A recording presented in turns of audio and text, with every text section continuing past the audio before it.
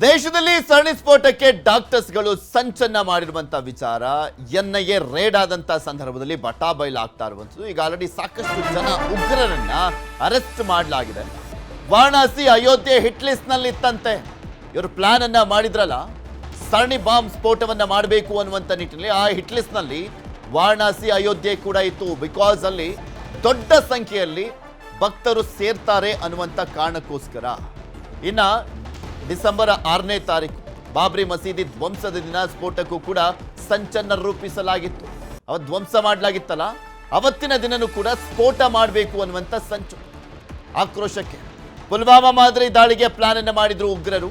2900 ಸ್ಫೋಟಕ ಇದಕ್ಕಾಗಿ ಶೇಖರಣೆಯನ್ನ ಮಾಡಿದ್ರು. ಶ್ರೀನಗರದಲ್ಲಿ ಒಬ್ಬನ ಬಂಧನದಿಂದ ಯೋಜನೆ ವಿಫಲಗೊಂಡಿರುವಂಥದ್ದು. ಆ ಒಂದು ವಿಚಾರಣೆಯನ್ನ ಮಾಡ್ತಾ ಒಬ್ಬನನ್ನ ವಿಚಾರಣೆ ಮಾಡ್ತಾ ನಂತರ ಆತನ ಕಾಂಟ್ಯಾಕ್ಟು, ಚೈನ್ ಲಿಂಕು ಅದೆಲ್ಲವನ್ನು ಕೂಡ ಹುಡುಕಿದಂಥ ಸಂದರ್ಭದಲ್ಲಿ 8 ಉಗ್ರರು ಫಸ್ಟ್ ಸಿಕ್ಕಾಕೊಂಡ್ರು. ಅದಾದ್ಮೇಲೆ ಒಬ್ಬ ತಪ್ಪಿಸ್ಕೊಂಡಿದ್ದು ಡಾಕ್ಟರ್ ಉಮರ್. ಆತ ಬ್ಲಾಸ್ಟ್ ಮಾಡಿದ್ದು ನಿಮ್ಗೆ ಗೊತ್ತಿದೆ ದೆಹಲಿಯಲ್ಲಿ ಏನಾಯಿತು ಅಂತ. ಅದೇ ರೀತಿಯಾಗಿ ಸರಣಿ ಬಾಂಬ್ ಸ್ಫೋಟವನ್ನ ಮಾಡುವಂತ ನಿಟ್ಟಿನಲ್ಲಿ ಇವರ ಪ್ಲಾನ್ ಇತ್ತು. ಆ ಹಿಟ್ ಲಿಸ್ಟ್ ನಲ್ಲಿ ದೆಹಲಿಯ ಅಂದ್ರೆ ಇಂಡಿಯಾ ಗೇಟ್ ಆಗಿರ್ಬೋದು, ದೆಹಲಿಯ ಪ್ರಮುಖ ಪ್ಲೇಸ್ಗಳಾಗಿರ್ಬೋದು, ಅಯೋಧ್ಯೆ ಆಗಿರ್ಬೋದು, ವಾರಣಾಸಿ, ಕಾಶಿ ಇವೆಲ್ಲವೂ ಕೂಡ ಹಿಟ್ ಲಿಸ್ಟ್ ನಲ್ಲಿ ಇದ್ವು. ದೀಪಾವಳಿ ಹಬ್ಬದ ಸಂಭ್ರಮದಲ್ಲಿ ಮಾರುಕಟ್ಟೆಗೆ ಹೋಗ್ತಾರಲ್ಲ ಜನ, ಆ ಟೈಮ್ನಲ್ಲಿ ಮಾರುಕಟ್ಟೆಗಳಲ್ಲೂ ಕೂಡ ಬ್ಲಾಸ್ಟ್ ಮಾಡುವಂತ ಪ್ಲಾನ್ ಅನ್ನು ಹಾಕೊಂಡಿದ್ರು. ತನಿಖಾ ಸಂಸ್ಥೆಗಳ ದಾಳಿಯಿಂದ ಉಗ್ರರ ಪ್ಲಾನ್ ಫೇಲ್ ಆಯಿತು. ಐಇಡಿ ತಯಾರಿಗೆ 20 ಕ್ವಿಂಟಾಲ್ ಗೊಬ್ಬರವನ್ನ ಕೂಡ ಖರೀದಿ ಮಾಡಿದ್ರು ಇವರು. ಸಿಗ್ನಲ್ ಎಂಬ ಆಪ್ನಲ್ಲಿ ಸ್ಫೋಟದ ಬಗ್ಗೆ ಚಾಟಿಂಗ್ ಅನ್ನ ಮಾಡಲಾಗ್ತಾ ಇತ್ತು. Bomber doctor Umar, doctor Muzammil dairy ಪತ್ತೆ ಆಗಿದೆ. ಕೋಡ್ ಪದಗಳನ್ನ ಡಿಕೋಡ್ ಮಾಡ್ತಾ ಇದ್ದಾರೆ ಅಧಿಕಾರಿಗಳು. ತಾಯಿ ಡಿಎನ್ಎ ಜೊತೆ ಡಾಕ್ಟರ್ ಉಮರ್ ಡಿಎನ್ಎ ಮ್ಯಾಚ್ ಆಗಿದೆ.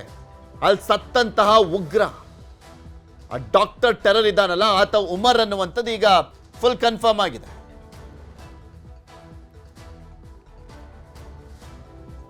ದೆಹಲಿ ಕಾರು ಬಾಂಬ್ ಸ್ಫೋಟ ಪ್ರಕರಣಕ್ಕೆ ಸಂಬಂಧಪಟ್ಟಂತೆ ಎನ್ಐಎ ತನಿಖೆಯಲ್ಲಿ ಬಯಲಾಗ್ತಾ ಇದೆ ಇನ್ನಷ್ಟು ರಹಸ್ಯಗಳು. ಎನ್ಐಎ ಬೊಡಕ್ಕಿಳಿತಾ ಇದೆ, ಜಾಡನ್ನ ಹಿಡಿತಾ ಇದೆ. ಸಿಗ್ನಲ್ ಎಂಬ ಆಪ್ ಬಳಸ್ತಾ ಇದ್ದಂತ ಡಾಕ್ಟರ್ಸ್ ಸಿಗ್ನಲ್ ಅನ್ನುವಂಥ ಆಪ್ ಅನ್ನ ಬಳಸ್ತಾ ಇದ್ರು. ಅದರಲ್ಲಿ ಇವರ ಚಾಟಿಂಗ್ಗಳು ನಡೀತಾ ಇತ್ತು. ಐಇಡಿ ತಯಾರಿಸಲಿಕ್ಕೆ 20 ಲಕ್ಷ ಫಂಡಿಂಗ್ ಅನ್ನ ಕೂಡ ಮಾಡಲಾಗಿತ್ತು. ಐಇಡಿ ತಯಾರಿಕೆ ಮಾಡಲಿಕ್ಕೆ doctor Muzammil, doctor Adil, doctor Umar ಹಾಗೆ ಲೇಡಿ ಡಾಕ್ಟರ್ ಶಾಯಿನ್ರಿಂದ 20 ಲಕ್ಷ ಹಣವನ್ನ ಪಡೆದಿದ್ದಂಥ ಡಾಕ್ಟರ್ ಉಮರ್ ನಬಿ ಐಇಡಿ ಸ್ಫೋಟವನ್ನ ತಯಾರು ಮಾಡುವಂತ ನಿಟ್ಟಿನಲ್ಲಿ 20 ಲಕ್ಷ ಹಣವನ್ನ ಪಡ್ಕೊಂಡಿತ್ತು. 3 ಲಕ್ಷ ಕೊಟ್ಟು NPK ರಸಗೊಬ್ಬರ ಖರೀದಿಯನ್ನ ಮಾಡಲಾಗಿತ್ತು. ಐಇಡಿಗಾಗಿ 20 ಕ್ವಿಂಟಾಲ್ ಗೊಬ್ಬರವನ್ನ ಖರೀದಿ ಮಾಡಲಾಗಿತ್ತು ಐಇಡಿಯನ್ನ ತಯಾರು ಮಾಡಲಿಕ್ಕೆ. ಗುರುಗ್ರಾಮ ನೋಹ್ನಲ್ಲಿ ರಸಗೊಬ್ಬರವನ್ನ ಖರೀದಿ ಮಾಡಲಾಗಿತ್ತು. ಸಿಗ್ನಲ್ ಆಪ್ನಲ್ಲಿ ಸ್ಫೋಟದ ಬಗ್ಗೆ ಚಾಟಿಂಗ್ ಅನ್ನ ಮಾಡ್ತಾ ಇದ್ರು. ಯಾವ್ಯಾವ ರೀತಿಯಾಗಿ ಪ್ಲಾನ್ ಮಾಡಬೇಕು, ಯಾವ ರಾಸಾಯನಿಕ ವಸ್ತುಗಳನ್ನ ತೆಗೆದುಕೊಳ್ಬೇಕು, ಎಷ್ಟು ಪ್ರಮಾಣದಲ್ಲಿ ತಗೊಳ್ಬೇಕು, ಅದನ್ನು ಎಲ್ಲಿ ಶೇಖರಿಸಿಡಬೇಕು, ಯಾರ ಮನೇಲಿ ಇಡಬೇಕು, ಯಾರು ಅದನ್ನು ತಯಾರು ಮಾಡಬೇಕು, ಯಾರ್ಯಾರ ಪಾತ್ರ ಏನು, ಇದೆಲ್ಲದ್ರ ಬಗ್ಗೆನೂ ಕೂಡ ಚಾಟಿಂಗ್ ಮಾಡ್ತಾ ಇದ್ರು. ಎನ್ಐಎ ತನಿಖೆಯಲ್ಲಿ ಬಯಲಾಗ್ತಾ ಇರುವಂಥದ್ದು ರಹಸ್ಯ. ಉಮರ್ ಮತ್ತು ಡಾಕ್ಟರ್ ಮುಜಾಮಿಲ್ ಮಧ್ಯೆ ಹಣದ ವಿವಾದವೂ ಕೂಡ ಆಗಿತ್ತಂತೆ. ಒಂದು ಸ್ವಲ್ಪ ಅಲ್ಲಿ ವೈಮನಸ್ಸು ಕೂಡ ಆಗಿತ್ತು ಅಂತ ಹೇಳಲಾಗ್ತಾ ಇದೆ. ಆದರೆ ಇವರೆಲ್ಲರ ಟಾರ್ಗೆಟ್ ಒಂದೇ ಆಗಿದ್ದು ಸರಣಿ ಬಾಂಬ್ ಸ್ಫೋಟ ಮಾಡಬೇಕು, ಸರಣಿ ಹತ್ಯೆಗಳನ್ನು ಮಾಡಬೇಕು, ಆಂತರಿಕ ಕಲಹಗಳನ್ನು ಉಂಟು ಮಾಡಬೇಕು. ಇದೆಲ್ಲದ್ರ ಬಗ್ಗೆ ಇನ್ನಷ್ಟು ಮಾಹಿತಿಯನ್ನು ಕೊಡ್ತಾ ಹೋಗ್ತಾರೆ ನಮ್ಮ ವೆಬ್ ಎಡಿಟರ್ ಆಗಿರುವಂಥ ರಾಘವೇಂದ್ರ ಗುಡಿ ನಮ್ಮ ಜೊತೆ ನೇರ ಸಂಪರ್ಕದಲ್ಲಿ ಜಾಯ್ನ್ ಆಗ್ತಾ ಇದ್ದಾರೆ. ಗುಡಿ, ನೋಡ್ತಾ ಇದೀವಿ ಒಂದ್ ಕಡೆ ಸರಣಿ ಬಾಂಬ್ ಸ್ಫೋಟವನ್ನ ಮಾಡುವಂತ ನಿಟ್ಟಿನಲ್ಲಿ ಏನೇನೆಲ್ಲ ಪ್ಲಾನ್ ಮಾಡಲಾಗಿತ್ತು ಅಂತ, ಅದರ ಜೊತೆಗೆ ಈ ವೈದ್ಯರುಗಳು ಸಿಗ್ನಲ್ ಅನ್ನುವಂಥ ಒಂದು ಆ್ಯಪ್ ಮುಖಾಂತರ ಚಾಟಿಂಗ್ ಮಾಡ್ತಾ ಇದ್ದಿದ್ದು. ಆ್ಯಕ್ಚುಲಿ ಈ ಸಿಗ್ನಲ್ ಆ್ಯಪ್ನ ಸ್ಪೆಷಾಲಿಟಿ ಏನು, ಮತ್ತೊಂದು ಕಡೆ ಇವರು ಯಾವ್ಯಾವ ರೀತಿಯಾಗಿ ಪ್ಲಾನ್ ಮಾಡ್ತಾ ಇದ್ರು ರಸಗೊಬ್ಬರವನ್ನೆಲ್ಲ ತೆಗೆದುಕೊಂಡು ಅನ್ನುವಂಥದ್ರ ಬಗ್ಗೆ ಎನ್ಐಎ ತನಿಖೆಯಲ್ಲಿ ಇನ್ನೂ ಏನೇನೆಲ್ಲ ಮಾಹಿತಿಗಳು ಸಿಗ್ತಾ ಹೋಗ್ತಾ ಇದೆ.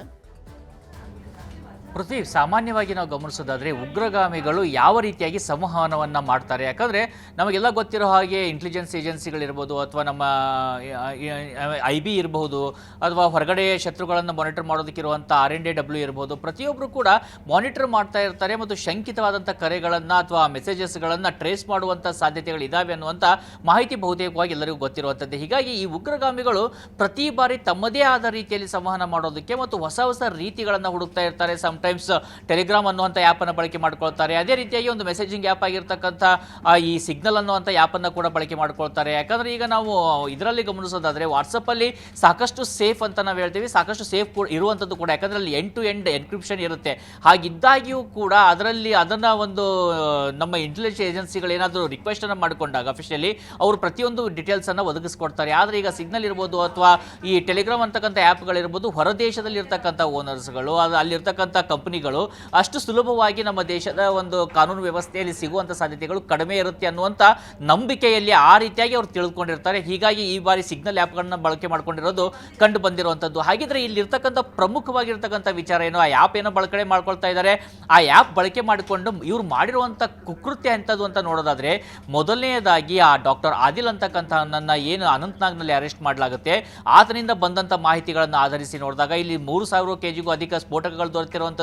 ದೆಹಲಿ ಸ್ಫೋಟವನ್ನು ಕೂಡ ಬಹುತೇಕವಾಗಿ ನಮ್ಮ ಇಂಟೆಲಿಜೆನ್ಸ್ ಏಜೆನ್ಸಿಗಳು ತಡೆಯುವಂಥ ಹಂತದಲ್ಲಿ ಇದ್ದಾಗಲೇ ಆ ಒಂದು ಪ್ಯಾನಿಕ್ನಲ್ಲಿ ಎಸ್ಕೇಪ್ ಆಗುವಂಥ ಹಂತದಲ್ಲಿ ಈ ಒಂದು ಬ್ಲಾಸ್ಟ್ ಆಗಿದೆ ಅನ್ನುವಂಥ ಸಾಧ್ಯತೆಗಳನ್ನು ಕೂಡ ತನಿಖಾ ಸಂಸ್ಥೆಗಳು ಈಗ ತೆರೆದಿಡ್ತಾ ಇದ್ದಾವೆ. ಮತ್ತು ಅವರೆಲ್ಲರಿಗೂ ಕೂಡ ಇರುವಂಥ ಲಿಂಕ್ ಕೂಡ ಈಗ ಸ್ಪಷ್ಟವಾಗಿದೆ. ಅಂದರೆ ಈ ಮುಂಚಿತವಾಗಿ ನೋಡುವ ಹಾಗೆ ಇದೆರಡು ಬೇರೆ ಬೇರೆ ರೀತಿಯಾದಂಥ ಘಟನೆನ ಒಂದೇ ತಂಡಕ್ಕೆ ಸೇರಿರುವಂಥ ಘಟನೆನ ಅನ್ನುವಂಥ ಪ್ರಶ್ನೆಗಳಿತ್ತಲ್ಲ, ಅದಕ್ಕೂ ಕೂಡ ಈಗ ಉತ್ತರ ಸಿಕ್ಕಿರುವಂಥದ್ದು. ಆ ಉತ್ತರವನ್ನು ಆಧರಿಸಿ ನೋಡೋದಾದರೆ ಈ ಡಾಕ್ಟರ್ ಮುಜಮಿಲ್ ಅಂತಕ್ಕಂಥವನೇನಿದ್ದಾನೆ ಮತ್ತು ಅಲ್ಲಿ ಸಾವನ್ನಪ್ಪಿರ್ತಕ್ಕಂಥ ಸ್ಫೋಟಗೊಂಡು ಸಾವನ್ನಪ್ಪಿರುವಂಥ ಡಾಕ್ಟರ್ ಉಮರ್ ನಬಿ ಏನಿದ್ದಾನೆ, ಇವರಿಬ್ಬರೂ ಕೂಡ ಈ ಆ್ಯಪ್ ಮೂಲಕವಾಗಿ ಸಾಕಷ್ಟು ಹಣಕಾಸಿನ ವ್ಯವಹಾರವನ್ನು ಕೂಡ ಚರ್ಚೆ ಮಾಡಿದ್ದಾರೆ. ಜೊತೆಗೆ ಸಾಕಷ್ಟು ಫಂಡ್ಗಳನ್ನು ಕಲೆಕ್ಟ್ ಮಾಡಿದ್ದಾರೆ. 20 ಲಕ್ಷಕ್ಕೂ ಅಧಿಕ ಫಂಡನ್ನು ವ್ಯಯಿಸಿ ಈ IED ತಯಾರಿ ಮಾಡೋದಕ್ಕೆ ಮತ್ತು ಇಲ್ಲಿ ಬೇರೆ ಬೇರೆ ಕೆಮಿಕಲ್ಗಳನ್ನು ಬಳಸೋದಕ್ಕೆ ಬಳಸ್ತಾ ಇದ್ದಾರೆ. ಜೊತೆಗೆ 3 ಲಕ್ಷವನ್ನು ವ್ಯಯಿಸಿ NPK ಅನ್ನುವಂಥ ರಸಗೊಬ್ಬರವನ್ನು ಕೂಡ ಬಳದುಕೊಂಡಿದ್ದಾರೆ. ಜೊತೆಗೆ 25 ಲಕ್ಷ ರೂಪಾಯಿಗೆ ಸಂಬಂಧಪಟ್ಟ ಹಾಗೆ ಇವರ ಮಧ್ಯದಲ್ಲಿ ವೈಮನಸ್ಸಾಗಿರುವಂಥದ್ದನ್ನು ಕೂಡ ಈಗ ಪತ್ತೆ ಮಾಡಲಾಗ್ತಾ ಇದೆ. ಹೀಗಾಗಿ ಆತ ತನ್ನದೇ ಆದಂಥ ದಾರಿಯನ್ನು ಹುಡುಕೊಳ್ಳೋದಕ್ಕೋಸ್ಕರ ಈ ಒಂದು ಫಿದಾಯಿನ್ ಅಟ್ಯಾಕ್ ನಾನು ಮಾಡ್ತೀನಿ ಅಂತ ಏನಾದರೂ ಹೋದ್ನ ಡಾಕ್ಟರ್ ಉಮರ್ ನಬಿ ಅನ್ನುವಂಥ ಪ್ರಶ್ನೆಗಳು ಈಗ ಇರುವಂಥದ್ದು. ಎಲ್ಲವೂ ತಂಡ ಒಟ್ಟಾಗೆ ಇದ್ದಿದ್ರೆ ಎಲ್ಲರೂ ಒಟ್ಟಿಗೆ ಸಿಕ್ಕಾಕೊಳ್ತಿದ್ದೆ. ಆದರೆ ಈತನ ಒಬ್ಬನೇ ಆ ಕಾರನ್ನು ತೆಗೆದುಕೊಂಡು, ಸ್ಫೋಟಕ ತುಂಬಿದ ಕಾರನ್ನು ತೆಗೆದುಕೊಂಡು ಹೊರಗಡೆ ಹೋಗಿದ್ಯಾಕೆ, ಆ ರೀತಿಯಾಗಿ ಒಂದು ಸ್ಫೋಟವನ್ನು ಮಾಡಿಕೊಂಡಿದ್ಯಾಕೆ ಅನ್ನುವಂಥ ಪ್ರಶ್ನೆಗೆ ಉತ್ತರ ಸಿಗ್ತಾ ಇರೋದು ನೋಡ್ತಾ ಇದ್ರೆ ಇವರ ಈ ವೈಮನಸ್ವೇ ಅದಕ್ಕೆ ಕಾರಣ ಇರಬಹುದಾ ಅನ್ನುವಂಥ ನಿಟ್ಟಿನಲ್ಲೂ ಕೂಡ ಈಗ ತನಿಖೆಗಳು ನಡೀತಾ ಇರುವಂಥದ್ದು. ಇದು ಒಂದು ಹಂತಕ್ಕಾಯ್ತು. ಎರಡನೇ ಹಂತದ ವಿಚಾರಕ್ಕೆ ಬಂದಾಗ ಈ ಹೊರದೇಶಗಳಿಗೆ ಪ್ರಯಾಣವನ್ನು ಕೂಡ ಈ ಮುಜಮಿಲ್ ಮತ್ತೆ ಈ ಉಮರ್ ನಬಿ ಇಬ್ಬರೂ ಕೂಡ ಪ್ರಯಾಣ ಬೆಳೆಸಿದ್ರು ಟರ್ಕಿಗೆ ಅನ್ನುವಂಥದ್ದು ವಿಚಾರ ಕೂಡ ಈಗ ಅವರ ಒಂದು ಪಾಸ್ಪೋರ್ಟ್ ಅನ್ನು ನೋಡಿದಾಗ, ಅವರ ಆ ಒಂದು ಚರ್ಚೆಯ ಗುಂಪುಗಳನ್ನ ನೋಡಿದಾಗ ಸ್ಪಷ್ಟವಾಗ್ತಾ ಹೋಗ್ತಾ ಇದೆ.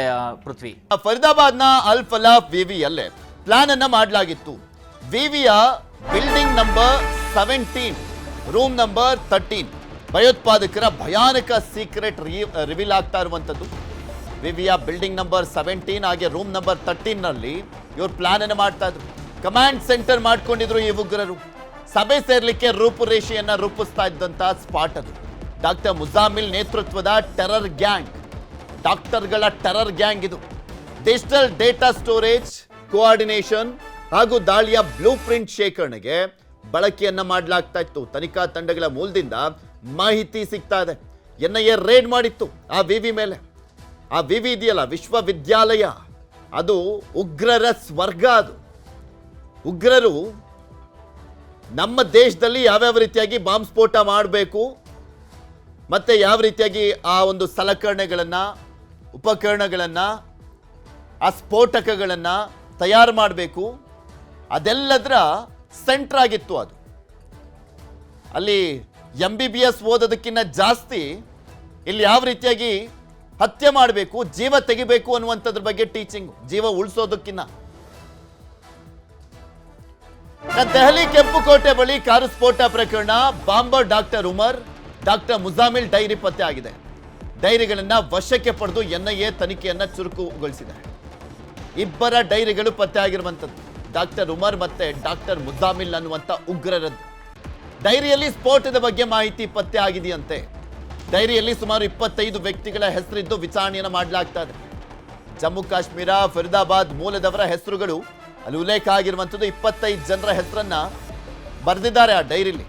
ಯಾವ ಕಾರಣಕ್ಕೆ ಆ ಹೆಸರುಗಳನ್ನು ಉಲ್ಲೇಖ ಮಾಡಲಾಗಿದೆ ಅದು ಕೂಡ ತನಿಖೆ ಆಗಬೇಕಾಗಿದೆ. ಡೈರಿಗಳಲ್ಲಿ ಕೆಲವು ಕೋಡ್ ಪದಗಳಿದ್ದು ವಿಚಾರಣೆಯನ್ನ ಮಾಡಲಾಗ್ತಾ ಇದೆ.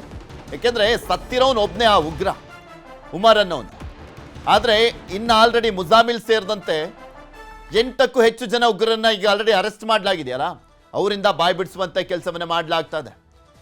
ಅಲ್ಲಿ ಕೆಲವೊಂದು ಪದಗಳನ್ನ ಅಂದ್ರೆ ಕೋಡ್ ರೂಪದಲ್ಲಿ ಇದ್ದಂಥ ಪದಗಳನ್ನ ಡಿಕೋಡ್ ಮಾಡಲಾಗ್ತಾ ಇದೆ. ಅಧಿಕಾರಿಗಳು ಡಿಕೋಡ್ ಮಾಡ್ತಾ ಇದ್ದಾರೆ. ಉಮರ್ ಮುಜಾಮಿಲ್ ಕೊಠಡಿಯಲ್ಲಿ ಪತ್ತೆ ಆದಂಥ ಡೈರಿಗಳು ಅವು. ಇದೆಲ್ಲದ್ರ ಬಗ್ಗೆನೂ ಕೂಡ ಇನ್ನಷ್ಟು ಮಾಹಿತಿಯನ್ನ ಕೊಡ್ತಾ ಹೋಗ್ತಾರೆ ನಮ್ಮ ಪ್ರತಿನಿಧಿ ಗುಡಿ. ನಮ್ಮ ಜೊತೆ ನೇರ ಸಂಪರ್ಕದಲ್ಲಿ ಇದ್ದಾರೆ. ಗುಡಿ, ಇಲ್ಲಿ ನೋಡ್ತಾ ಇದೀವಲ್ಲ, ಮೇನ್ಲಿ ಈ ವಿವಿ ಅನ್ನುವಂಥದ್ದು ಮೆಡಿಕಲ್ ಕಾಲೇಜ್ ಜೀವ ಉಳಿಸೋದಕ್ಕಿಂತ ಜೀವ ತೆಗೆಯುವಂತ ನಿಟ್ಟಿನಲ್ಲಿ ಆ ಉಗ್ರರಿಗೆ ಸ್ವರ್ಗವಾಗಿತ್ತು ಅನ್ನುವಂಥದ್ದು ಈಗ ಆಲ್ರೆಡಿ ಸ್ಪಷ್ಟವಾಗಿ ಗೊತ್ತಾಗ್ತಾ ಇದೆ. ಯಾವ್ಯಾವ ರೀತಿಯಾಗಿ ಆ ವಿವಿಯನ್ನ ಯೂಸ್ ಮಾಡ್ಕೊಳ್ಳಾಗ್ತಾ ಇತ್ತು. ಮತ್ತು ಒಂದ್ ಕಡೆ ಇಲ್ಲಿ ಡೈರಿ ಪತ್ತೆ ಆಗಿದೆ ಉಮರ್ದು ಮತ್ತೆ ಮುಜಾಮಿಲ್. ಆ ಒಂದು ಡೈರಿಯಲ್ಲಿ ಏನೇನೆಲ್ಲ ಉಲ್ಲೇಖ ಮಾಡಲಾಗಿದೆ, ಈ ಒಂದು ಪ್ರಕರಣಕ್ಕೆ ಅದು ಯಾವ ರೀತಿಯಾಗಿ ಟ್ವಿಸ್ಟ್ ಕೊಡ್ತಾ ಇದೆ ಅಂತ. ಪೃಥ್ವಿ, ಅಲ್ಪಸಂಖ್ಯಾತರು ಕೂಡ ಮೇನ್ ಸ್ಟ್ರೀಮ್ಗೆ ಬರಬೇಕು ಅನ್ನೋಂಥ ಉದ್ದೇಶದಿಂದ ಕೇಂದ್ರ ಸರ್ಕಾರ ಮತ್ತು ರಾಜ್ಯ ಸರ್ಕಾರಗಳು ಸಾಕಷ್ಟು ಕ್ರಮಗಳನ್ನ ತೆಗೆದುಕೊಳ್ತಾ ಇರ್ತವೆ. ಆ ರೀತಿಯಾದಂಥ ಒಂದಿಷ್ಟು ಕ್ರಮದ ಆಧಾರದಲ್ಲಿ ಈ ರೀತಿಯಾಗಿರ್ತಕ್ಕಂಥ ಒಂದು ಯೂನಿವರ್ಸಿಟಿ ಕೂಡ ಇಲ್ಲಿ ಬಿಲ್ಡ್ ಆದಂಥದ್ದು. ಅಂದರೆ ಪ್ರತಿಯೊಬ್ಬರು ಮುಖ್ಯವಾಹಿನಿಗೆ ಬರಬೇಕು, ಉತ್ತಮವಾದಂಥ ಶಿಕ್ಷಣ ಸಿಗಬೇಕು. ಈಗ ಅವರು ಮೆಡಿಕಲ್ ಎಜುಕೇಷನ್ ಅನ್ನು ಮಾಡ್ತಾ ಇದ್ರೆ ಮೆಡಿಕಲ್ ಎಜುಕೇಷನ್ ಕೂಡ ಸಿಗಲಿ ಮತ್ತು ಅತ್ಯಂತ ಕಡಿಮೆ ದರದಲ್ಲಿ ಅವರಿಗೆ ಉಪಯುಕ್ತವಾಗುವಂಥ ಶಿಕ್ಷಣ ದೊರಕಲಿ ಅನ್ನುವಂಥ ಉದ್ದೇಶದಿಂದ ಏನೋ ಈ ರೀತಿಯಾದಂಥ ಯೂನಿವರ್ಸಿಟಿಗಳಿಗೆ ಅವಕಾಶವನ್ನು ಕೊಡುವಂಥದ್ದು, ಲೈಸೆನ್ಸನ್ನು ಕೊಡುವಂಥದ್ದು ಸರ್ಕಾರಗಳು ಮಾಡ್ತಾ ಇರ್ತವೆ. ಆದರೆ ಅದರಲ್ಲಿರ್ತಕ್ಕಂಥ ಕೆಲ ಕೆಟ್ಟ ಹುಳುಗಳು ಅದನ್ನೇ ಬಳಸಿಕೊಂಡು, ಯಾಕಂದ್ರೆ ಯಾರು ಕೂಡ ಊಹೆ ಮಾಡ್ಕೊಳ್ಳೋದಕ್ಕಾಗೋದಿಲ್ಲ, ಒಂದು ಮೆಡಿಕಲ್ ಯೂನಿವರ್ಸಿಟಿ ಮೆಡಿಕಲ್ ಕಾಲೇಜ್ ಸುಮಾರು 600 ಸೀಟ್ಗಳ ಮೆಡಿಕಲ್ ಕಾಲೇಜ್ ಅದು. ಅಂಥ ಒಂದು ಕಾಲೇಜ್ನಲ್ಲಿ ಈ ರೀತಿಯಾಗಿರ್ತಕ್ಕಂಥ ಒಂದು ಉಗ್ರಗಾಮಿ ಸಂಘಟನೆಗಳು ತಮ್ಮ ಕೆಲಸವನ್ನು ಮಾಡ್ತವೆ, ಅದನ್ನು ಕಮಾಂಡ್ ಸೆಂಟರ್ ಆಗಿ ಮಾಡ್ಕೊಳ್ತವೆ ಅಂತೇಳಿ. ಅದರಲ್ಲೂ ಪ್ರಮುಖವಾಗಿ ಈಗ ಚರ್ಚೆಗೆ ಬರ್ತಾ ಇರುವಂಥದ್ದು ಅಲ್ ಫಲಾ ಯೂನಿವರ್ಸಿಟಿಯ 17 ನಂಬರ್ ಬಿಲ್ಡಿಂಗ್, 17ನೇ ನಂಬರ್ ಬಿಲ್ಡಿಂಗ್ ಮತ್ತು 13ನೇ ನಂಬರ್ನ ಆ ಒಂದು ರೂಮ್, ಆ ರೂಮೇ ಈಗ ಕಮಾಂಡ್ ಸೆಂಟರ್ ಆಗಿತ್ತು ಅನ್ನುವಂಥ ಮಾಹಿತಿ ಕೂಡ ಬರ್ತಾ ಇದೆ. ಇದೇ ಯೂನಿವರ್ಸಿಟಿಯ ಇದೇ ಬಿಲ್ಡಿಂಗ್ನ ರೂಮ್ ನಂಬರ್ 4 ಮತ್ತು ರೂಮ್ ನಂಬರ್ 13 ಏನಿದಾವೆ ಇಲ್ಲೇ ಡೈರಿಗಳು ಕೂಡ ದೊರಕಿದ್ದು, 2 ಡೈರಿಗಳು ದೊರೆತಿದ್ದಾವೆ. 2ರಲ್ಲೂ ಕೂಡ ಈ ವಿಚಾರಗಳಿಗೆ ಸಂಬಂಧಪಟ್ಟ ಹಾಗೆ ಸಾಕಷ್ಟು ಮಾಹಿತಿ ಇರೋದು ಸದ್ಯಕ್ಕೆ ಬಹಿರಂಗವಾಗ್ತಾ ಇರುವಂಥದ್ದು. ಹಾಗಿದ್ರೆ ಈ ರೂಮ್ ನಂಬರ್ 13 ಅಂತಕ್ಕಂಥದ್ದು 17ನೇ ನಂಬರ್ ಬಿಲ್ಡಿಂಗ್ನ ರೂಮ್ ನಂಬರ್ 13 ಅನ್ನ ಇವರು ಎದಕ್ಕೆ ಬಳಸ್ಕೊಳ್ತಾ ಇದ್ರು ಅಂತ ನೋಡ್ತಾ ಇದ್ರೆ ಪೃಥ್ವಿ, ಇದೇ ರೂಮ್ ನಂಬರ್ 13 ಅನ್ನ ಇವರು ಕಮಾಂಡ್ ಸೆಂಟರ್ ಅಂತ ಕೂಡ ಕರೆದುಕೊಳ್ತಾ ಇದ್ರಂತೆ. ಅಂದ್ರೆ ಇವರೆಲ್ಲರೂ ಸಿಗುವಂಥದ್ದು ಎಲ್ಲ ವೈದ್ಯರುಗಳು ಏನಿದಾರಲ್ಲ, ಸೋ ಕಾಲ್ಡ್ ವೈದ್ಯರು, ಅಂದ್ರೆ ಡಾಕ್ಟರ್ ಅಂತ ಹೇಳ್ಕೊಳ್ಳುವಂಥ ರಾಕ್ಷಸರು, ಇವರೆಲ್ಲರೂ ಕೂಡ ಈ ಕಮಾಂಡ್ ಸೆಂಟರ್ ನಲ್ಲಿ ಸೇರ್ತಾ ಇದ್ರು. ಇಲ್ಲಿ ತಮ್ಮ ಮುಂದಿನ ರೂಪರೇಷೆ ಹೇಗಿರಬೇಕು, ಬ್ಲೂ ಪ್ರಿಂಟ್ ಏನಿರಬೇಕು, ನಾವು ಎಲ್ಲೆಲ್ಲಿ ದಾಳಿಯನ್ನ ಮಾಡಬೇಕು, ಎಲ್ಲೆಲ್ಲಿ ಸ್ಫೋಟಕಗಳನ್ನು ಸಂಗ್ರಹಿಸಬೇಕು, ಎಲ್ಲೆಲ್ಲ ಸ್ಫೋಟಕಗಳನ್ನು ನಾವು ಪರ್ಚೇಸ್ ಮಾಡಬೇಕು, ಎಲ್ಲಿ ಗೊಬ್ಬರವನ್ನು ಕೊಂಡುಕೊಳ್ಳಬೇಕು, ಇಂಥ ಎಲ್ಲ ವಿಚಾರಗಳ ಬಗ್ಗೆ ಇದೇ ರೂಮ್ ನಲ್ಲಿ ಚರ್ಚೆಯನ್ನ ಮಾಡ್ತಾ ಇದ್ರು. ಜೊತೆಗೆ ಅವರ ಡಿಜಿಟಲ್ ಡಾಟಾ ಏನಿದೆ, ಅಂದ್ರೆ ಯಾರ ಜೊತೆಯಲ್ಲಿ ಸಂವಹನ ಮಾಡ್ತಾ ಇದ್ದಾರೆ, ಯಾರಿಂದ ಫಂಡಿಂಗ್ ಅನ್ನು ಪಡೆದುಕೊಳ್ತಾ ಇದ್ದಾರೆ, ಇವರ ಲಿಂಕ್ ನಲ್ಲಿ ಯಾರೆಲ್ಲ ಇದ್ದಾರೆ, ಆ ಎಲ್ಲ ವಿಚಾರಗಳಿಗೆ ಸಂಬಂಧಪಟ್ಟಂತ ಮಾಹಿತಿಯನ್ನು ಶೇಖರಣೆ ಮಾಡೋದಕ್ಕೆ ಕೂಡ ಇದೇ ರೂಮ್ ನಂಬರ್ 13 ಅನ್ನ ಈ ಉಗ್ರರು ಬಳಸ್ಕೊಳ್ತಾ ಇದ್ರು ಅನ್ನುವಂಥ ಮಾಹಿತಿ ಬರ್ತಾ ಇದೆ. ಆ ಡೈರಿಯ ವಿಚಾರದಲ್ಲಿ ಬಂದಾಗಲೂ ಕೂಡ ಅದರಲ್ಲಿ ಪ್ರಮುಖವಾಗಿ 3 ಸ್ಥಳಗಳ ಜನರ ಒಂದಿಷ್ಟು ಹೆಸರುಗಳಿರುವಂಥದ್ದು, 25 ಹೆಸರುಗಳು ಅದರಲ್ಲಿ ಇದಾವೆ ಅಂತ ಹೇಳಲಾಗ್ತಾ ಇದೆ. ಅದರಲ್ಲಿ ಪ್ರಮುಖವಾಗಿ ಜಮ್ಮು ಕಾಶ್ಮೀರ, ಫರೀದಾಬಾದ್ ಇಲ್ಲಿಗೆ ಸೇರಿದಂಥವರು ಮತ್ತು ಆ ಫಲಾವ್ ಯೂನಿವರ್ಸಿಟಿಯ ಸುತ್ತಮುತ್ತಲೇ ಇರತಕ್ಕಂಥವರು ಸೇರಿದ ಹಾಗೆ ಸುಮಾರು 3 ಪ್ರದೇಶಗಳ 25 ಜನರ ಹೆಸರನ್ನು ಅದರಲ್ಲಿ ಮೆನ್ಷನ್ ಮಾಡಿದ್ದಾರೆ. ಜೊತೆಗೆ ಸಾಕಷ್ಟು ಬಾರಿ ಕೋಡ್ ವರ್ಡ್ಗಳನ್ನು ಕೂಡ ಅದರಲ್ಲಿ ಮೆನ್ಷನ್ ಮಾಡಲಾಗಿದೆ. ಯಾಕಂದ್ರೆ ಸಾಮಾನ್ಯವಾಗಿ ನೋಡ್ತಾ ಇರ್ತೀವಿ, ಯಾರೇ ಉಗ್ರರಿರ್ಬೋದು ಅಥವಾ ಕ್ರಿಮಿನಲ್ಸ್ಗಳಿರ್ಬೋದು, ನೇರವಾಗಿ ಸಂವಹನ ಮಾಡಿದ್ರೆ, ನೇರವಾಗಿ ಬರೆದ್ರೆ ಈಸಿಯಾಗಿ ಅದನ್ನ ಡಿಕೋಡ್ ಮಾಡಬಹುದು ಅನ್ನುವಂಥ ದೃಷ್ಟಿಯಿಂದ ಹೆಸರು ಏನೋ ಇರುತ್ತೆ, ಅಲ್ಲಿ ಬರ್ದಿರುವಂಥದ್ದು ಏನೋ ಬರ್ದಿರ್ತಾರೆ, ಮತ್ತೊಂದೇನೋ ಅಲ್ಲಿ ಬರ್ತಾ ಇರೋದು ಬೇರೆ ಏನೋ ಇರುತ್ತೆ, ಅದಕ್ಕೆ ಒಂದು ಇನ್ನೊಂದು ಹೆಸರನ್ನು ಏನೋ ಕೊಟ್ಟಿರ್ತಾರೆ. ಈ ರೀತಿಯಾದಂತಹ ಕೋಡ್ ವರ್ಡ್ಗಳನ್ನ ಕೂಡ ಬಳಸಿಕೊಂಡಿರುವಂತಹ ಭಯಾನಕ ವಿಚಾರಗಳು ಕೂಡ ಈಗ ಬಯಲಾಗ್ತಾ ಇದ್ದಾವೆ. ಹೀಗಾಗಿ ಇಡೀ ಈ ಒಂದು ಉಗ್ರ ಸಂಘಟನೆಗಳೇನಿದಾವೆ ಅಥವಾ ಈ ಉಗ್ರ ಕೃತ್ಯದ ಪ್ರಮುಖ ಕೇಂದ್ರ ಬಿಂದುವಾಗಿ ಇವತ್ತು ಹರಿಯಾಣದ ಅಲ್ ಫಲಾ ಯೂನಿವರ್ಸಿಟಿ ಹೊರಹೊಮ್ಮತಾ ಇದ್ರೆ, ಜಮ್ಮು ಕಾಶ್ಮೀರ ಕೂಡ ಇದರಲ್ಲಿ ದೊಡ್ಡ ಮಟ್ಟದ ಪಾತ್ರವನ್ನು ವಹಿಸಿರುವಂತಹ ಸಾಧ್ಯತೆ ಇದೆ. ಅಲ್ಲಿರ್ತಕ್ಕಂಥ ಉಗ್ರ ಸಂಘಟನೆಗಳು ಇವೆಲ್ಲದರ ಹೆಡೆಮುಡಿಗಟ್ಟೋಕೆ ಈಗ NIA ಕೂಡ ತನಿಖೆಯನ್ನು ನಡೆಸ್ತಾ ಇರುವಂತದ್ದು. ಓಕೆ, ಧನ್ಯವಾದ ಗುಡಿ ನಿಮ್ಮೆಲ್ಲ ಮಾಹಿತಿಗಾಗಿ. ಇನ್ನು ಕೆಂಪುಕೋಟೆ ಬಳಿ ಸ್ಫೋಟಕ್ಕೆ ಮತ್ತೊಂದು ಕಾರು ಬಳಕೆಯನ್ನ ಮಾಡ್ಕೊಳ್ಳಾಗ್ತಾ ಇತ್ತಾ? ಹೋಂಡಾ i20 ಕಾರಿನ ಜೊತೆಗೆ ಮತ್ತೊಂದು ಕಾರನ್ನ ಬಳಕೆಯಂತೆ ಉಮರ್ ಹೆಸರಿನಲ್ಲಿ ನೋಂದಣಿಯಾಗಿದ್ದಂತ ಕಾರು ಪತ್ತೆ ಆಗಿದೆ. ಮತ್ತೊಂದು ಕಾರು, ಆ ಉಗ್ರ ಡಾಕ್ಟರ್ ಉಮರ್ ಹೆಸರಿನಲ್ಲಿ ನೋಂದಣಿಯಾಗಿದ್ದಂತ ಮತ್ತೊಂದು ಕಾರು ಪತ್ತೆ ಆಗಿದೆ. ಈಗ ಬ್ಲಾಸ್ಟ್ ಆಗಿರುವಂತದ್ದೊಂದು i20 ಕಾರು, ಅದಲ್ದಲ್ಲೇ ಇನ್ನೊಂದು ಕಾರು ಕೆಂಪು ಬಣ್ಣದ ಇಕೋ ಸ್ಪೋರ್ಟ್ಸ್ ಕಾರನ್ನ ಸೀಸ್ ಮಾಡಲಾಗಿದೆ. ಉಮರ್ ಹೆಸರಿನಲ್ಲಿ ನೋಂದಣಿಯಾಗಿದ್ದಂಥ ಕಾರು ಇದು. ಹರಿಯಾಣದ ಫರೀದಾಬಾದ್ನಲ್ಲಿ ಕಾರು ಪತ್ತೆ ಆಗಿದೆ. ಕಾರನ್ನ ಪರಿಶೀಲನೆ ಮಾಡ್ತಾ ಇದ್ದಾರೆ ಅಧಿಕಾರಿಗಳು. ಆ ಕಾರನ್ನು ಕೂಡ ಇದೇ ರೀತಿಯಾಗಿ ಬ್ಲಾಸ್ಟ್ ಮಾಡುವಂತ ನಿಟ್ಟಿನಲ್ಲೇ ಖರೀದಿ ಮಾಡಲಾಗಿದ್ದಂಥದ್ದ ಅನ್ನುವಂಥದ್ದು ಇನ್ನಷ್ಟೇ ಗೊತ್ತಾಗಬೇಕಾಗಿದೆ. ಆಲ್ರೆಡಿ NIA ಆಫೀಸರ್ಸ್ ಆ ಕಾರನ್ನ ಸೀಸ್ ಮಾಡಿ ತೆಗೆದುಕೊಂಡು ಹೋಗಿದ್ದಾರೆ. ತೋರಿಸ್ತಾ ಇದೀವಿ ನೋಡಿ ದೃಶ್ಯಾವಳಿಗಳಲ್ಲಿ. ಆ ಕಾರು ಸೀಸ್ ಆಗೋಗಿದೆ ಈಗ ಆಲ್ರೆಡಿ.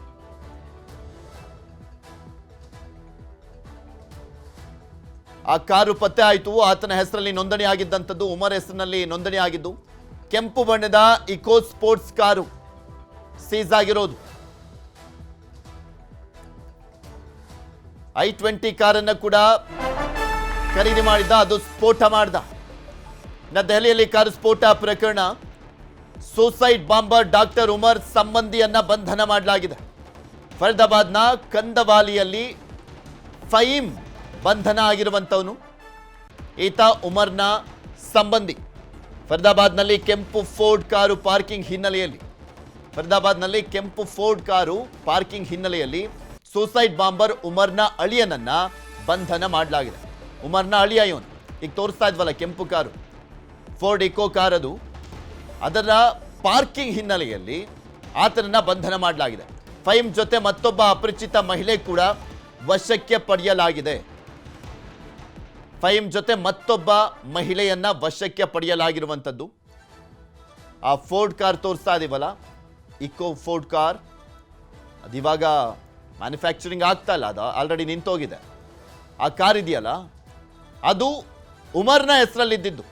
ಸೂಸೈಡ್ ಬಾಂಬರ್ ಸಾವನ್ನಪ್ಪಿದ್ದಾನಲ್ಲ ಉಗ್ರ ಉಮರ್, ಆತನ ಹೆಸರಿನಲ್ಲಿದ್ದಂಥ ಕಾರು.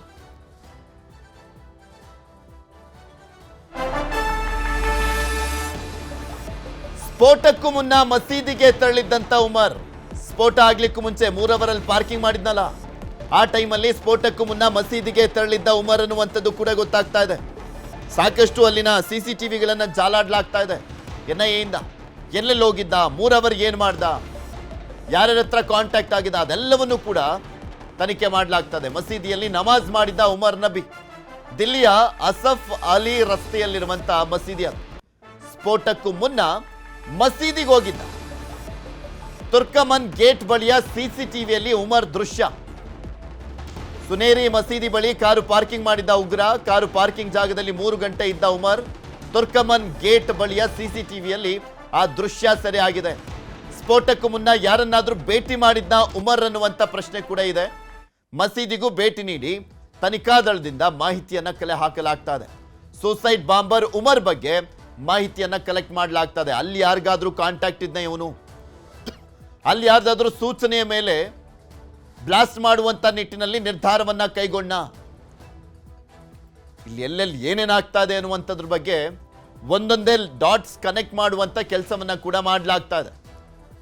ಯಾರ್ಯಾರು ಏನೇನು ಹೇಳ್ಕೊಟ್ರು, ಇವನ್ ತಲೆಯಲ್ಲಿ ಏನಿತ್ತು. ಮೇಕೆದಾಟು ಯೋಜನೆಯಲ್ಲಿ ರಾಜ್ಯಕ್ಕೆ ಮೇಲುಗೈ. ಯೋಜನೆ ವಿರೋಧಿಸಿ ಸಲ್ಲಿಸಿದ್ದಂತ ಅರ್ಜಿಯನ್ನ ವಜಾ ಮಾಡಲಾಗಿದೆ. ಮೇಕೆದಾಟು ಯೋಜನೆಯಲ್ಲಿ ರಾಜ್ಯಕ್ಕೆ ಅಪ್ಪರ್ ಹ್ಯಾಂಡ್ ಆಗಿದೆ. ಯೋಜನೆ ವಿರೋಧಿಸಿ ಸಲ್ಲಿಸಿದ್ದಂತ ಅರ್ಜಿಯನ್ನು ವಜಾ ಮಾಡಲಾಗಿದೆ. ತಮಿಳುನಾಡು ಅರ್ಜಿ ವಜಾಗೊಳಿಸಿರುವಂಥದ್ದು ಸುಪ್ರೀಂ ಕೋರ್ಟ್. ತಮಿಳುನಾಡು ಮೇಕೆದಾಟಿನ ಒಂದು ಯೋಜನೆಗೆ ವಿರೋಧ ವ್ಯಕ್ತಪಡಿಸ್ತಾನೆ ಇದ್ರು. ಯೋಜನೆ ವಿರೋಧಿಸಿ ತಮಿಳುನಾಡು ಅರ್ಜಿ ವಜಾ ಆಗಿದೆ. ತಮಿಳುನಾಡು ಅರ್ಜಿ ಸುಪ್ರೀಂ ಕೋರ್ಟ್ನಲ್ಲಿ ವಜಾ ಆಗಿರುವಂಥದ್ದು. ಬೆಂಗಳೂರಿಗೆ ಕುಡಿಯುವ ನೀರು ಪೂರೈಸುವಂಥ ಯೋಜನೆ ಇದು. ಈಗಲಾದರೂ ಅರ್ಜಿ ವಜಾ ಆಗಿರುವಂಥ ಹಿನ್ನೆಲೆಯಲ್ಲಿ ಆ ಯೋಜನೆಗೆ ಅವಕಾಶ ಸಿಗುತ್ತಾ, ಕೇಂದ್ರ ಸರ್ಕಾರ ಅದಕ್ಕೆ ಅನುವು ಮಾಡಿಕೊಡುತ್ತಾ, ಇದಿರುವಂಥ ಕುತೂಹಲ. ಯಾಕೆಂದ್ರೆ ಒಂದು ಲೈನ್ ಕ್ಲಿಯರ್ ಆಯಿತು. ಈಗ ಸುಪ್ರೀಂ ಕೋರ್ಟ್ಗೆ ಹೋಗಿದ್ರು ಅವರು ಮೇಕೆದಾಟು ಯೋಜನೆ ವಿಚಾರಕ್ಕೆ ಸಂಬಂಧಪಟ್ಟಂತೆ. ಯಾಕೆಂದ್ರೆ ನಮಗೆ ಸಿಗುವಂಥ ನೀರು ಅಲ್ಲಿ ಕಂಟ್ರೋಲ್ ಆಗುತ್ತೆ, ನಮಗೆ ನೀರನ್ನು ಸರಿಯಾಗಿ ಬರಲ್ಲ, ನಾವು ಬಳಕೆ ಮಾಡ್ಕೊಳ್ಳಿಕ್ಕೆ ಆಗೋದಿಲ್ಲ ಅಂತೆಲ್ಲ ಆರೋಪಗಳು ಮಾಡಿದ್ರು ಅವರು. ಆ ಅರ್ಜಿಯನ್ನು ವಜಾ ಮಾಡಲಾಗಿದೆ. ನಮ್ಮ ನೀರು ನಮ್ಮ ಹಕ್ಕು. ತಮಿಳುನಾಡು ಏನು ಇವತ್ತಿದ್ದು ಒಂದು ಒಳ್ಳೆ ಸುದ್ದಿ ಬರ್ತಾ ಇದೆ. ನನ್ನ ಇವತ್ತು ಏನು ಡಿಸ್ಮಿಸ್ ಮಾಡಿದೆ ಅಂತ ಏನು ವರದಿ ಬಂದಿದೆ, ಅದು ಸಂಪೂರ್ಣವಾದಂಥ ಮಾಹಿತಿ ಇನ್ನು ಕೆಲವು ಗಂಟೆಗಳಲ್ಲಿ ಬರ್ತದೆ. ಬಂದ ಮೇಲೆ ಮಾತಾಡ್ತೀನಿ. ಸೊ ಕರ್ನಾಟಕಕ್ಕೆ ನ್ಯಾಯ ಸಿಕ್ಕಿದೆ ಅನ್ನೋದು ಒಂದು ನನಗೆ ಮಾಹಿತಿ ಬಂದಿದೆ. ಸೊ ಜನರ ಪ್ರಾರ್ಥನೆ, ಜನರ ಭಾವನೆ, ಜನರ ಕಷ್ಟ ಇದಕ್ಕೆಲ್ಲಕ್ಕೂ ಕೂಡ ಸ್ಪಂದಿಸಿದೆ ಅನ್ನೋದು ನನ್ನ ಅಭಿಪ್ರಾಯ. ಡೀಟೇಲ್ ನನ್ನ ಜಡ್ಜ್ಮೆಂಟ್ ಏನಿದೆ ನೋಡ್ಬಿಟ್ಟು ಮಾತಾಡ್ತೀನಿ. ಇಲ್ಲಿ ದೊಡ್ಡ ರ್ಯಾಲಿಯನ್ನೇ ಮಾಡಿದ್ರು, ಪಾದಯಾತ್ರೆ ಮಾಡಿದ್ರು ಡಿ.ಕೆ. ಶಿವಕುಮಾರ್ ಅವರು ಅವರ ನೇತೃತ್ವದಲ್ಲಿ. ಇನ್ನ ಏನಿದು ಮೇಕೆದಾಟು ಯೋಜನೆ ಅಂತ ನೋಡೋದಾದ್ರೆ ರಾಜ್ಯ ಸರ್ಕಾರ ಯೋಜನೆ ಇದು. ಬೆಂಗಳೂರಿಗೆ ಕುಡಿಯುವ ನೀರು ಪೂರೈಕೆ ಉದ್ದೇಶ. ನಾಟ್ ಓನ್ಲಿ ಬೆಂಗಳೂರು, ಅಲ್ಲಿ ರಾಮನಗರ ಸುತ್ತಮುತ್ತ ಪ್ರದೇಶಕ್ಕೂ ಕೂಡ ತುಂಬಾ ಹೆಲ್ಪ್ ಆಗುವಂತ ಒಂದು ಯೋಜನೆ. ಮೇಕೆದಾಟು ಪರಿಸರದಲ್ಲಿ ಡ್ಯಾಮ್ ನಿರ್ಮಾಣದ ಗುರಿಯನ್ನ ಹಾಕೊಳ್ಳಲಾಗಿತ್ತು. ಸಮುದ್ರ ಸೇರುವ 65ರಿಂದ 66 TMC ನೀರನ್ನ ಶೇಖರಿಸುವಂತ ಉದ್ದೇಶ.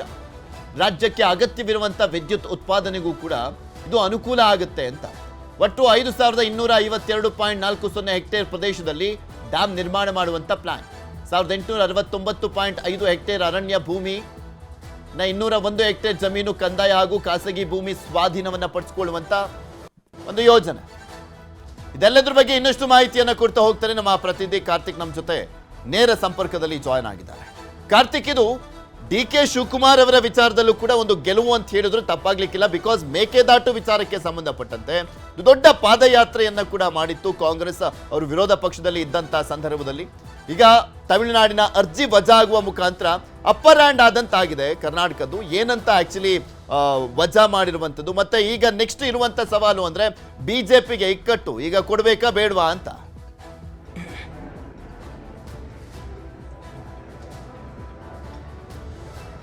ಪೃಥ್ವಿ, ಪ್ರಮುಖವಾಗಿ ಕಳೆದ 7 ವರ್ಷಗಳಿಂದಲೂ ಸಹಿತ ಏನು ಈ ಒಂದು ಮೇಕೆದಾಟು ಯೋಜನೆಗೆ ಸಂಬಂಧಪಟ್ಟಂತೆ ತಮಿಳುನಾಡು ಅಡ್ಡಗಾಲನ್ನ ಹಾಕ್ತಾನೆ ಬಂದಿತ್ತು. ಸುಪ್ರೀಂ ಕೋರ್ಟ್ನಲ್ಲಿ ಅವರು ಕೇಂದ್ರ ಸರ್ಕಾರ ಕೊಟ್ಟಿರ್ತಕ್ಕಂಥ ಒಂದು ಪರವಾನಗಿಗೆ ಸಂಬಂಧಪಟ್ಟಂತೆ ತಡೆಯಾಜ್ಞೆಯನ್ನು ಕೂಡ ತಂದಿದ್ರು. ಆ ಒಂದು ತಡೆಯಾಜ್ಞೆ ತೆರವು ಮಾಡೋದಕ್ಕೆ ರಾಜ್ಯ ಸರ್ಕಾರ ಸುಪ್ರೀಂನಲ್ಲಿ ಮೇಲ್ಮನವಿಯನ್ನು ಕೂಡ ಸಲ್ಲಿಸಿತ್ತು. ಆ ಒಂದು ಅರ್ಜಿಯ ವಿಚಾರಣೆಯನ್ನು ನಡೆಸಿದಂಥ ಪೀಠ ಇವತ್ತು ಅಂದ್ರೆ ತಮಿಳುನಾಡಿನ ಅರ್ಜಿಯನ್ನು ವಜಾಗೊಳಿಸಿರ್ತಕ್ಕಂಥದ್ದು. ಜೊತೆಗೆ ಈ ಒಂದು ವಿಚಾರಕ್ಕೆ ಸಂಬಂಧಪಟ್ಟಂತೆ ಸುಪ್ರೀಂ ಕೋರ್ಟ್ ಯಾವುದೇ ಕಾರಣಕ್ಕೂ ಮಧ್ಯಪ್ರವೇಶವನ್ನು ಮಾಡುವುದಿಲ್ಲ ಅನ್ನುವಂಥ ಒಂದು ಹೇಳಿಕೆಯನ್ನು ಕೂಡ ಅವರು ಪೀಠ ಇವತ್ತಿನ ತೀರ್ಪಿನಲ್ಲೂ ಕೂಡ ಉಲ್ಲೇಖವನ್ನು ಮಾಡಿದೆ. ಇದು ಅಂದ್ರೆ ತಂತ್ರಜ್ಞರು ಇರ್ತಕ್ಕಂಥದ್ದು ಅಥವಾ ವಿಷಯ ತಜ್ಞರಿಂದ ಇಲ್ಲಿ ಈ ವಿಚಾರಗಳ ಬಗ್ಗೆ ಚರ್ಚೆಗಳಾಗಬೇಕು ಹೊರತಾಗಿ ಇದನ್ನ ಈ ಒಂದು ವಿಚಾರಕ್ಕೆ ಸಂಬಂಧಪಟ್ಟಂತೆ ಸುಪ್ರೀಂ ಕೋರ್ಟ್ ಯಾವುದೇ ಕಾರಣಕ್ಕೂ ಮಧ್ಯಪ್ರವೇಶವನ್ನು ಮಾಡುವುದಿಲ್ಲ ಅನ್ನುವಂಥ ಒಂದು ತೀರ್ಪನ್ನು ಕೂಡ ಇವತ್ತು ಕೊಟ್ಟಿರ್ತಕ್ಕಂಥದ್ದು. ಬಹಳ ಪ್ರಮುಖವಾಗಿ ಕರ್ನಾಟಕದ ಮಟ್ಟಿಗೆ, ಅದರಲ್ಲೂ ಬೆಂಗಳೂರು ಭಾಗದ ಕುಡಿಯುವ ನೀರನ್ನು ನೀಗಿಸೋದಕ್ಕೆ ಈ ಒಂದು ಯೋಜನೆ ಏನಿತ್ತಲ್ಲ, ಈ ಯೋಜನೆ ಆರಂಭ ಆಗೋದಕ್ಕೆ ಎಲ್ಲೋ ಒಂದ್ ಕಡೆ ಒಂದು ಗೆಲುವಾದಂತೆ ಕಾಣಿಸ್ತಾ ಇದೆ. ಜೊತೆಗೆ ಈ ಯೋಜನೆಗೆ ಇನ್ನಷ್ಟು ಚುರುಕನ್ನು ಕೊಡಬೇಕು ಅನ್ನುವಂಥ ನಿಟ್ಟಿನಲ್ಲಿ, ಜೊತೆಗೆ ಈ ಒಂದು ವಿಚಾರಕ್ಕೆ ಸಂಬಂಧಪಟ್ಟಂತೆ ಸಾಕಷ್ಟು ಪ್ರಯತ್ನಗಳನ್ನು ಡಿ.ಸಿ.ಎಂ ಡಿ.ಕೆ. ಶಿವಕುಮಾರ್ ಅವರು ಕೂಡ ಮಾಡ್ತಾ ಇದ್ರು. ಅವರೇ ಜಲಸಂಪನ್ಮೂಲ ಸಚಿವರಾಗಿರ್ತಕ್ಕಂಥ ಕಾರಣಕ್ಕಾಗಿ ಈ ವಿಚಾರಕ್ಕೆ ಸಂಬಂಧಪಟ್ಟಂತೆ ಕಾನೂನಿನ ಹೋರಾಟಕ್ಕೂ ಅವರು ಸಾಕಷ್ಟು ಶ್ರಮವನ್ನು ಕೂಡ ವಹಿಸಿದ್ರು. ಇವತ್ತು ಸುಪ್ರೀಂ ಕೋರ್ಟ್ನಲ್ಲಿ ಗೆಲುವಾಗಿರ್ತಕ್ಕಂಥ ಕಾರಣಕ್ಕಾಗಿ ಒಂದು ಹಂತಕ್ಕೆ ಅಂದ್ರೆ ಡಿ.ಸಿ.ಎಂ ಡಿ.ಕೆ. ಶಿವಕುಮಾರ್ ಅವರ ಒಂದು ಮೇಕೆದಾಟು ಯೋಜನೆ ಕನಸೇನಿತ್ತು, ಆ ಒಂದು ಕನಸು ಈಡೇರುವ ಒಂದು ಸಾಕಾರಗೊಳ್ಳುವಂತ ಒಂದು ಸಂದರ್ಭವೂ ಕೂಡ ಎದುರಾಗಿದೆ. ಜೊತೆಗೆ ಇದೇ ಒಂದು ಯೋಜನೆಗೆ ಸಂಬಂಧಪಟ್ಟಂತೆ ಈ ಹಿಂದೆ ಕಾಂಗ್ರೆಸ್ ವಿಪಕ್ಷದಲ್ಲಿದ್ದಂಥ ಸಂದರ್ಭದಲ್ಲಿ ಪಾದಯಾತ್ರೆಯನ್ನು ಕೂಡ ಮಾಡಿತ್ತು. ರಾಜಕೀಯವಾಗಿ ಕೂಡ ಅದನ್ನು ಬಳಸಿಕೊಂಡಿತ್ತು. ತಮ್ಮದೇ ಒಂದು ಸರ್ಕಾರ ಇದ್ದಂಥ ಸಂದರ್ಭದಲ್ಲಿ ಇದನ್ನು ಅನುಷ್ಠಾನ ಮಾಡಬೇಕು ಅನ್ನುವಂಥ ನಿಟ್ಟಿನಲ್ಲಿ ಶತಾಯಗತಾಯ ಪ್ರಯತ್ನಗಳನ್ನು ಕೂಡ ಮಾಡ್ತಾ ಇತ್ತು. ಅಂತ ಒಂದು ಸಂದರ್ಭದಲ್ಲಿ ಅಂದ್ರೆ ಈ ತಮಿಳುನಾಡು ಕಾನೂನಿನ ಮುಖೇನವಾಗಿ ಈ ವಿಚಾರಕ್ಕೆ ಸಂಬಂಧಪಟ್ಟಂತೆ ಕಟ್ಟಿ ಹಾಕುವಂತ ಕೆಲಸಗಳನ್ನು ಕೂಡ ಮಾಡಿತ್ತು. ಕಳೆದ 7 ವರ್ಷಗಳಿಂದಲೂ ಕೂಡ ಈ ಒಂದು ಮೇಕೆದಾಟು ಯೋಜನೆಗೆ ಒಂದಿಲ್ಲೊಂದು ಅಡ್ಡಗಾಲನ್ನ ತಮಿಳುನಾಡು ಹಾಕ್ತಾ ಇರ್ತಕ್ಕಂಥ ಸಂದರ್ಭದಲ್ಲಿ ಈಗ ಸುಪ್ರೀಂ ಕೋರ್ಟ್ನಲ್ಲಿ ಕರ್ನಾಟಕಕ್ಕೆ ಗೆಲುವಾಗಿರ್ತಕ್ಕಂಥದ್ದು. ಈ ಒಂದು ವಿಚಾರಕ್ಕೆ ಸಂಬಂಧಪಟ್ಟಂತೆ ರಾಜಕೀಯವಾಗಿಯೂ ಕೂಡ ಡಿ.ಸಿ.ಎಂ ಡಿ.ಕೆ. ಶಿವಕುಮಾರ್ ಅವ್ರಿಗೊಂದು ಕ್ರೆಡಿಟ್ ಸಿಕ್ಕಂತೆ ಆಗುತ್ತೆ. ವಿಪಕ್ಷ ಬಿಜೆಪಿ ಈ ಒಂದು ವಿಚಾರಕ್ಕೆ ಸಂಬಂಧಪಟ್ಟಂತೆ ಯಾವ ರೀತಿಯ ನಿಲುವನ್ನು ತೆಗೆದುಕೊಳ್ಳುತ್ತೆ ಅಂತ ನೋಡಬೇಕು. ಯಾಕಂದ್ರೆ ಈಗಾಗಲೇ ಡಿ.ಸಿ.ಎಂ ಡಿ.ಕೆ. ಶಿವಕುಮಾರ್ ಅವರು ಹೇಳ್ತಾ ಇದ್ರು, ಅಂದ್ರೆ ಈ ಒಂದು ಯೋಜನೆಗೆ ಸಂಬಂಧಪಟ್ಟಂತೆ ಹೆಚ್ಚಿನ ಅನುದಾನಗಳನ್ನು ಒದಗಿಸುವಂತ ಕೆಲಸಕ್ಕೆ ಸಂಬಂಧಪಟ್ಟಂತೆ ಕೇಂದ್ರ ಸರ್ಕಾರದ ಮೂಲಕ ಬಿಜೆಪಿಗರು ಒತ್ತಡವನ್ನು ಹಾಕಬೇಕು ಅನ್ನುವಂಥ ನಿಟ್ಟಿನಲ್ಲಿ ಅವರು ಸಾಕಷ್ಟು ಬಾರಿ ಈ ಹಿಂದೆಯೂ ಕೂಡ ಹೇಳಿದ್ರು. ಈಗ ಸುಪ್ರೀಂ ಕೋರ್ಟ್ನಲ್ಲಿ ತಮಿಳುನಾಡು ಹಾಕಿರ್ತಕ್ಕಂಥ ಅರ್ಜಿಯೂ ಕೂಡ ವಜಾ ಆಗಿರ್ತಕ್ಕಂಥ ಕಾರಣಕ್ಕಾಗಿ ಯೋಜನೆಯನ್ನು ಅನುಷ್ಠಾನ ಮಾಡೋದಕ್ಕೆ ಸಂಬಂಧಪಟ್ಟಂತೆ ಕೇಂದ್ರದ ಮೇಲೆ ಇನ್ನಷ್ಟು ಒತ್ತಡವನ್ನು ಹೇರಿ ಅನ್ನುವಂಥ ನಿಟ್ಟಿನಲ್ಲೂ ಕೂಡ ಡಿ.ಸಿ.ಎಂ ಡಿ.ಕೆ. ಶಿವಕುಮಾರ್ ಅವರು ಅಂದ್ರೆ ವಿಪಕ್ಷಗಳಿಗೆ ಈ ಒಂದು ಸುಪ್ರೀಂನಲ್ಲಿ ಆದಂತಹ ಗೆಲುವನ್ನು ಉಲ್ಲೇಖಿಸಿ ಇನ್ನಷ್ಟು ಒತ್ತಡ ಹಾಕುವಂತ ಕೆಲಸಗಳನ್ನು ಕೂಡ ಮಾಡಬಹುದು. ಪೃಥ್ವಿ, ಓಕೆ, ಧನ್ಯವಾದ ಕಾರ್ತಿಕ್ ನಿಮ್ಮೆಲ್ಲ ಮಾಹಿತಿಗಾಗಿ. ಪ್ರಾಮಾಣಿಕ ಅಧಿಕಾರಿಗೆ ಇದೆಂತ ಶಿಕ್ಷೆ ಅನ್ನುವಂತ ಪ್ರಶ್ನೆ. ಕಂದಾಯ ಇಲಾಖೆಗೆ ವರ್ಗ ಹುದ್ದೆ ಮಾತ್ರ ಇಲ್ಲ. ಪ್ರಾಮಾಣಿಕ ಅಧಿಕಾರಿ ಅಂತ ಹೇಳೋದಕ್ಕೇನೆ ಈಗಿನ ಕಾಲದಲ್ಲಿ ಆಶ್ಚರ್ಯ ಅನಿಸ್ತಾ ಇರುತ್ತೆ. ನೀವು ಎಂತ ಬೂತ್ ಕನ್ನಡಿ ಹಾಕಿ ಹುಡುಕಿದ್ರು ಕೂಡ ಸಿಗೋದಿಲ್ಲ. ಆಲ್ಮೋಸ್ಟ್ ಕರಪ್ಟೆಡ್ ಇರುವಂತ ಆಫೀಸರ್ಸೇ ಇದ್ದಾರೆ ಎನ್ನುವಂಥದ್ದು ಜನಜನಿತವಾಗಿರುವಂಥ ಮಾತು, ಸಾರ್ವಜನಿಕ ವಲಯದಲ್ಲಿ ಚರ್ಚೆ ಆಗುವಂಥದ್ದು. ಅಂಥದ್ರಲ್ಲೂ ಕೂಡ ಅಲ್ಲೋ ಇಲ್ಲೋ ಒಬ್ಬರಿದ್ದಾರೆ ಪ್ರಾಮಾಣಿಕ ಅಧಿಕಾರಿ ಅಂತ. ಇವ್ರಿಗಂತೂ ಹೇಳಲೇಬೇಕು, 3 ತಿಂಗಳಿಂದ ಆ ವ್ಯಕ್ತಿಗೆ ಯಾವುದೇ ಹುದ್ದೆ ಕೊಟ್ಟಿಲ್ಲ. ಚಿಂತಾಮಣಿಯಲ್ಲಿ ಸಬ್ ರಿಜಿಸ್ಟ್ರಾರ್ ಆಗಿದ್ದಂಥವ್ರು ಇವರು. 3 ತಿಂಗಳ ಹಿಂದೆ ನಾರಾಯಣಪ್ಪ ಅವರನ್ನ ವರ್ಗಾವಣೆ ಮಾಡಲಾಗಿತ್ತು. ಬೆಂಗಳೂರಿನ ಕಂದಾಯ ಇಲಾಖೆಗೆ ವರ್ಗಾವಣೆ ಮಾಡಲಾಗಿತ್ತು. ಚಿಂತಾಮಣಿಯಲ್ಲಿ ಬೋರ್ಡ್ ಹಾಕಿ ಸಂಚಲನವನ್ನ ಸೃಷ್ಟಿ ಮಾಡಿದ್ರು. ಏನಂತ ಬೋರ್ಡು? ಲಂಚ ಸ್ವೀಕರಿಸಲ್ಲ ಅಂತ ಹಾಕಿದಂಥ ಬೋರ್ಡ್ ಅದು. ಯಾರ್ರೀ ಆಗ್ತಾರೆ ಈ ಕಾಲದಲ್ಲಿ? ಇರೋರೆಲ್ಲರೂ ಕೂಡ ಭ್ರಷ್ಟ ಅಧಿಕಾರಿಗಳೇ ಇರುವಂಥ ಸಂದರ್ಭದಲ್ಲಿ ಯಾರಾಗ್ತಾರೆ ಹೇಳಿ? ಅದಕ್ಕೂ ಒಂದು ದಮ್ಮು, ತಾಕತ್ತು, ನಿಯತ್ತು, ನಿಷ್ಠೆ ಎಲ್ಲದೂ ಬೇಕು. ಅದೆಲ್ಲದೂ ಕೂಡ ಇದ್ದಿದ್ದಂಥ ಅಧಿಕಾರಿ ಲಂಚ ಸ್ವೀಕರಿಸಲ್ಲ ಅಂತ ಹಾಕಿದ್ದಂಥವ್ರು ಇವರು. ಇದಾದ ಬಳಿಕ ವರ್ಗಾವಣೆ ಆಗಿದ್ರು. ಗೊತ್ತಲ್ಲ, ಲಂಚ ಸ್ವೀಕರಿಸಲ್ಲ ಅಂದರೆ ನಮ್ದೇನು ನಡೆಯಲ್ಲ ಅಂತ ಆಟ. ಅಲ್ಲಿರುವಂಥ ರಾಜಕಾರಣಿಗಳದ್ದು ಎಲ್ಲರದ್ದು ಅದೇ ರೀತಿಯಾದಂಥ ಭಾವನೆ ಇರುತ್ತೆ. ಸೊ ಎತ್ತಂಗಡಿ ಆಗಿತ್ತು, ಇವ್ರದ್ದು ವರ್ಗಾವಣೆ ಆಗಿತ್ತು. ಬೆಂಗಳೂರು ಕಚೇರಿಯಲ್ಲಿ ಮೌನ ಪ್ರತಿಭಟನೆಯನ್ನು ಮಾಡ್ತಾ ಇದ್ದಾರೆ. ಪ್ರಾಮಾಣಿಕತೆಗೆ ಬೆಲೆ ಇಲ್ವಾ ಅಂತ ಅಧಿಕಾರಿ ಪ್ರಶ್ನೆಯನ್ನು ಮಾಡ್ತಾ ಇದ್ದಾರೆ. ಕಂದಾಯ ಸಚಿವರೇ ಏನಾಗ್ತಾ ಇದೆ ನಿಮ್ಮ ಇಲಾಖೆಯಲ್ಲಿ? ಕಂದಾಯ ಸಚಿವರು ಕೃಷ್ಣ ಬೈರೇಗೌಡರು ಒನ್ ಆಫ್ ದಿ ಎಮಿನೆಂಟ್ ಸಚಿವರು, ಅವರು ಕೂಡ ತುಂಬಾ ಆಕ್ಟಿವ್ ಆಗಿರ್ತಾರೆ ಸಚಿವರು ಕೃಷ್ಣ ಬೈರೇಗೌಡರು. ಅವ್ರ ಗಮನಕ್ಕೆ ಬಂದಿಲ್ವಾ ಇದು ಅಂತ